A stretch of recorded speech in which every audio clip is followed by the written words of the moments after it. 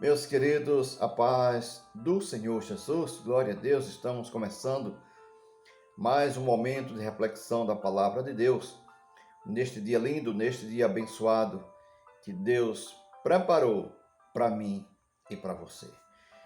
Senhor Deus e Pai que está no céu, Senhor amado, nesse instante, Senhor, eu uno a minha fé com a fé dos teus filhos para agradecer-te, meu Pai, por nos dar mais essa chance de estar vivo, de estar aqui a falar do teu amor, a falar da tua misericórdia. Senhor, venha perdoar os meus pecados, pecados dos teus filhos, Senhor. Tu sabe que nós necessitamos da tua misericórdia. Precisamos a cada dia, Senhor, estar mais perto de ti. E para isso, meu Pai, nós nos colocamos nas tuas mãos. Que as tuas misericórdias, por se renovarem a cada manhã, esteja também renovando a nossa vida diante de ti. Tua palavra, que teu Espírito Santo esteja ministrando em nosso coração. Fica conosco, Senhor. Nós te agradecemos em nome de Jesus. Amém. Queridos, eu quero lhe convidar a estar meditando o que Deus tem a falar conosco.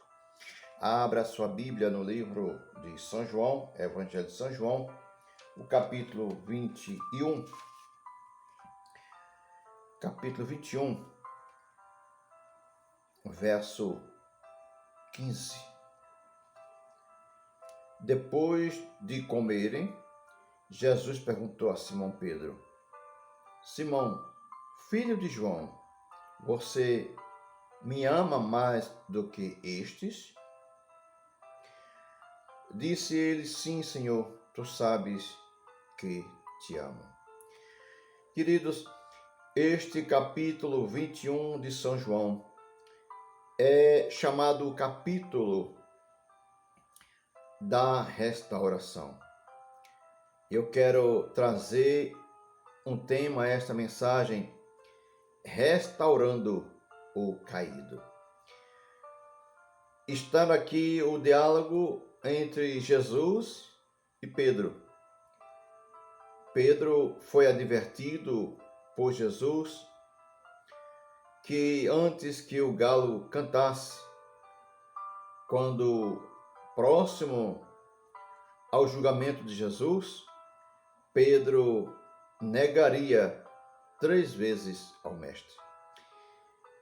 Pedro, muito seguro de si, como muitas vezes eu e você somos. Às vezes Deus nos traz uma palavra, traz uma orientação, nos dá um conselho, e a gente acha que não é bem daquela forma. A gente se acha capacitado, de experiência, e de repente o aviso que nós ignoramos vai fazer falta, porque ouvimos e não damos credibilidade. Foi o que aconteceu com Pedro. Pedro, você conhece a história de como ele recebeu o chamado de Cristo. Lá em São Lucas, capítulo 5, junto com outros seus companheiros que eram pescadores. E é interessante que quando Jesus nos chama, ele não nos chama porque nós sabemos de alguma coisa, porque temos uma boa eloquência, temos um bom vocabulário. Não é isso que o Senhor vê em nós. O Senhor vê em nós a sinceridade. O Senhor vê em nós a coragem de prosseguir, de estar atendendo o seu chamado, e ainda que venhamos fracassar quando somos humildes, nós permitimos ser restaurado pelo Senhor. Pedro, confiante de si próprio, depois que o galo canta 3 vezes, Pedro se lembrou que o mestre tinha razão. Queridos, é interessante ou é de doer a nossa alma, é que o capítulo 22, o verso 62 de São Lucas, a Bíblia diz que quando Pedro viu Jesus, depois de ser interrogado, que saiu com as mãos maniatadas, Pedro chorou amargamente. Depois que o galo cantou 3 vezes, ele se lembrou do que Jesus falou.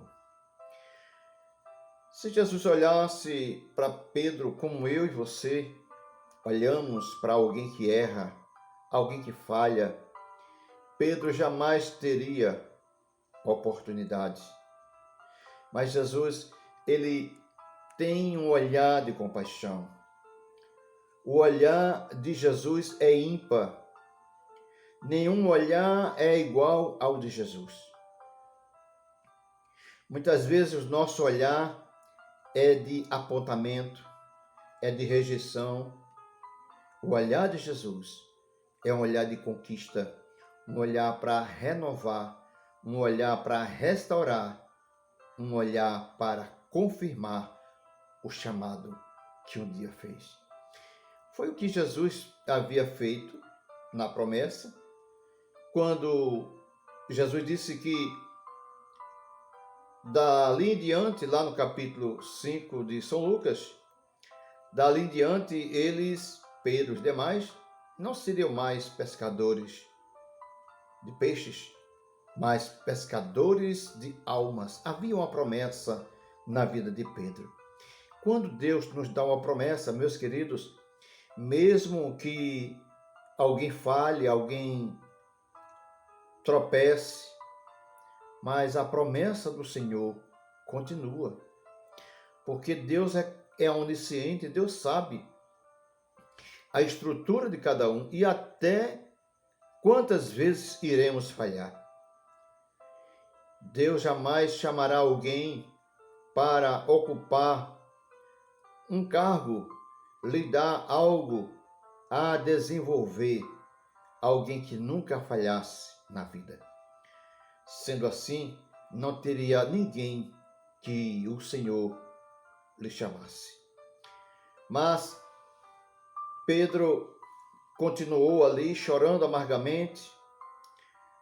As mulheres vão ao túmulo visitar o corpo de Jesus, levar algumas especiarias. Lá elas se assustam. O túmulo vazio, a pedra removida e 2 varões de brancos. A Bíblia diz que suas roupas branqueavam mais do que a neve. E no capítulo 16, verso 7 de São Marcos, o anjo diz: avisa aos discípulos e a Pedro que o mestre vai encontrá-los na Galileia. Exatamente aqui onde você ouviu esse diálogo de Jesus com Pedro. Assim como Pedro negou a Jesus 3 vezes, Jesus pergunta a Pedro se ele o amaria mais do que os seus discípulos. E baseado na resposta de Pedro, desencadeou 3 responsabilidades de Jesus na vida de Pedro. Por conta de Pedro dizer que ele sabia, ele disse: sim, Senhor, tu sabes. Eu acredito que Pedro já estava todo sem graça, sem jeito, porque o pecado traz o confronto com o santo. O pecado traz o confronto com o santo. Pedro havia pecado diante do santo, diante de Jesus. E ele ficou sem jeito de dar aquela resposta. Mas por conta da sinceridade do seu coração, o Senhor lhe deu 3 incumbências. A primeira,